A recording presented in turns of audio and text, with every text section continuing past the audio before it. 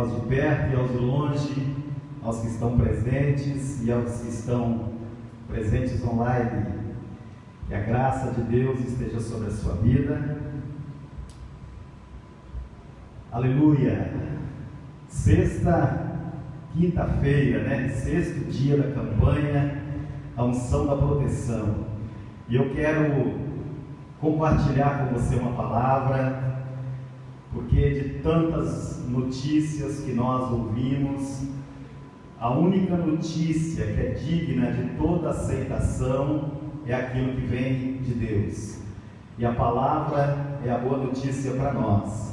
Para você que está com a sua Bíblia, nós vamos ler em Mateus capítulo 9, dos versos 1 ao 7. Mateus capítulo 9, versos 1 ao 7, para que nós possamos ministrar essa palavra e depois nós vamos orar por você. E Deus com certeza irá fazer uma grande obra na sua vida nessa noite, em nome de Jesus. Leiamos então. Diz a Bíblia, Evangelho de Jesus Cristo segundo Mateus capítulo 9. Entrando Jesus no barco, atravessou o mar e foi para a sua cidade.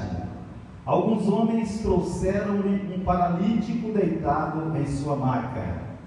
Vendo a fé que eles tinham, Jesus disse ao paralítico: tenha bom ânimo, filho, os seus pecados estão perdoados. Diante disso, alguns mestres da lei disseram a si mesmos: este homem está blasfemando? Conhecendo Jesus os seus pensamentos, disse-lhes: por que vocês pensam maldosamente em seu coração? O que é mais fácil dizer: os seus pecados estão perdoados, ou levante-se e ande? Mas, para que vocês saibam que o Filho do Homem tem na terra autoridade para perdoar pecados, disse ao paralítico: levante-se, pegue a tua maca e vá para a sua casa. Ele se levantou e foi. Vendo isso, a multidão ficou cheia de temor e glorificou a Deus que dera tal autoridade aos homens. Essa é a palavra que o Senhor nos deu nesta noite. Eu gostaria de ministrar para você, para mim, para nós, crescendo em meio à oposição. É o tema dessa breve ministração, crescendo em meio à oposição. Oposição aqui tem um sentido de perseguição, tem um sentido de adversários, de pessoas contrárias, de inimigos. Então, o que nós vamos aprender com essa palavra, queridos? A gente sabe que Jesus, ele veio aqui nessa terra para poder fazer a obra de Deus, para fazer a vontade de Deus. E Jesus, ele tinha toda a bondade para com as pessoas. Jesus era extremamente bom, amável, gentil, cordial. Ele sempre, quando fazia alguma coisa para alguém, ele fazia visando o bem-estar desse alguém. Ele sempre tinha uma boa intenção quando ele abençoava as pessoas.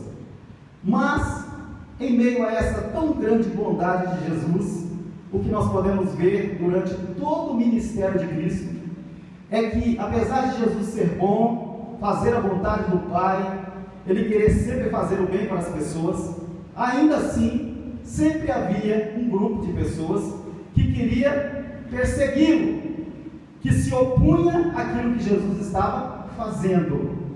Então, quando você vê Jesus fazendo um milagre, logo na sequência, você já vai ver que alguém, ou uma pessoa, ou um grupo, vai se levantar contra aquilo que o Senhor Jesus fez, para tentar anular a obra que ele estava fazendo.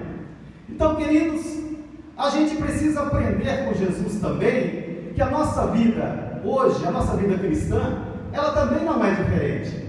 Nós vivemos em meio a um mundo carente, um mundo sensível, um mundo que está precisando de alguém, precisando de que alguém estenda a mão, de que alguém faça uma boa obra, de que alguém estenda a sua mão para ajudar. Mas, em meio a tudo isso, a gente percebe que apesar de a igreja querer fazer o bem, a igreja também é perseguida. A igreja também, ela enfrenta oposição desse sistema em que nós chamamos de mundo espiritual, queridos. Então, o Senhor, quando eu estava preparando essa palavra, me colocou no coração, dizendo assim para mim, que a gente, durante toda a nossa vida, durante todo o nosso trajeto, a gente sempre vai enfrentar algum tipo de dificuldade. Amém? Eu enfrento minhas dificuldades e você enfrenta as suas.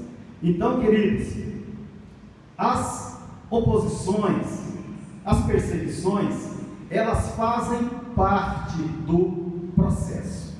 Elas fazem parte da nossa vida. E nós podemos tirar algumas lições de tudo isso.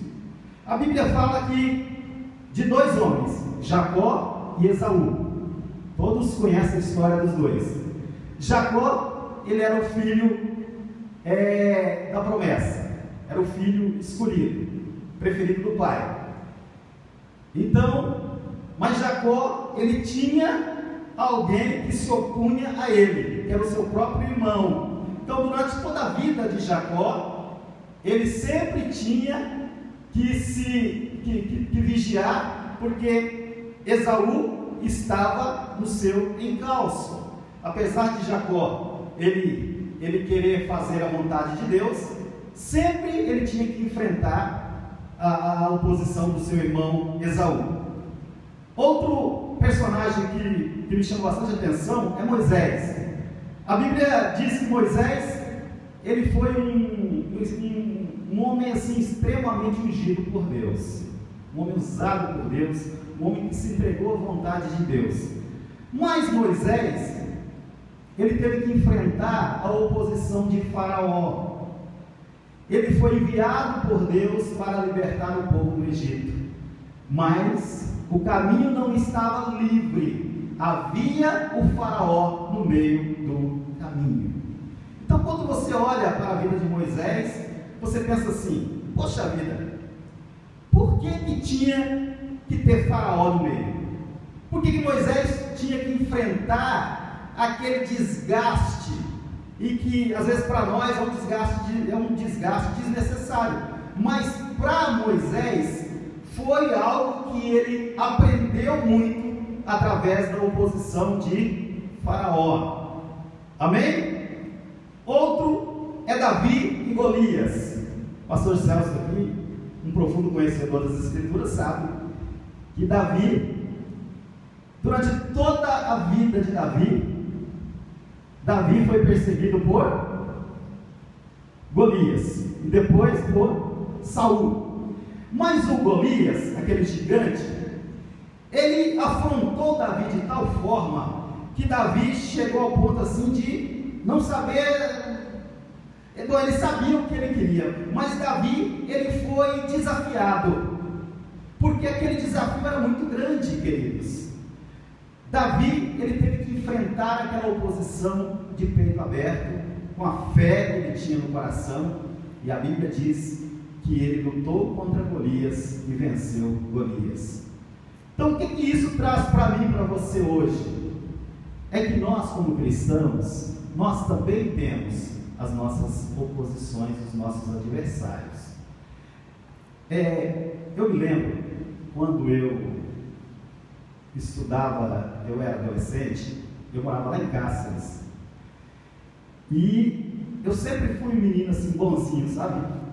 Quietinho, tranquilo, mas na escola, engraçado, por mais que eu não procurasse briga, sempre tinha um colega que ficava de olho em mim, me encarando, me desafiando, e às vezes eu passava, ele ficava olhando de longe, fechava a cara e parecia que queria me dar um soco.